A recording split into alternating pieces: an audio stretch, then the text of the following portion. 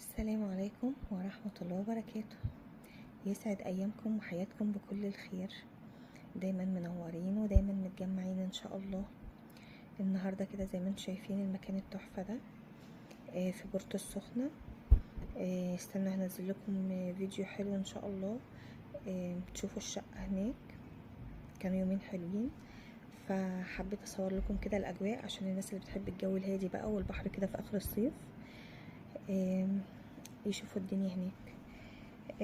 تفاعلوا معانا بقى، اشتركوا في القناة، تابعونا، متحرمش منكم، دعواتكم لينا بصلاح الأحوال، ودايما كده متجمعين ان شاء الله.